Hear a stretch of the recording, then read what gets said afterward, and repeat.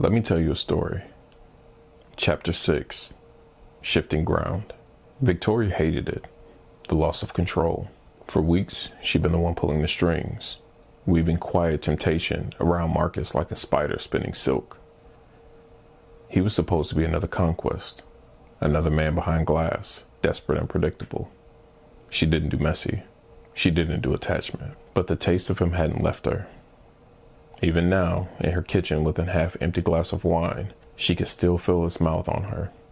The way he'd taken his time. The way he walked out afterward without asking for anything more. That was what made her more unhinged. He didn't beg. He didn't plead. He left her wanting. And that was not how this was supposed to go.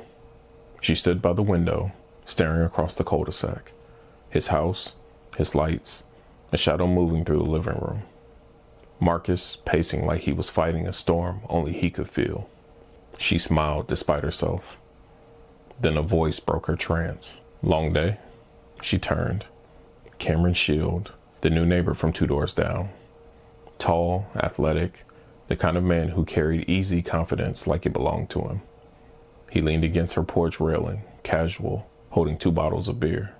Victoria arched her brow. You always invite yourself onto porches that aren't yours? Only when the view's worth it, Cameron said with a grin that was far too charming. She laughed, an actual laugh. Not the practice kind she used on most men. And maybe that was why she didn't immediately send him away. Maybe she liked the attention. Or maybe she wanted to see if Marcus was still watching. Because he was. Across the street, Marcus stood in the dark behind his blinds. Jaw tightened, hands clenched. Amber's car was gone. She'd taken a late shift at work. He should have been relieved. Should have used the quiet to drown himself into routine. To remember he was a husband. But instead, all he could see was Victoria on her porch, talking to him. Cameron. Something ugly twisted in Marcus's gut.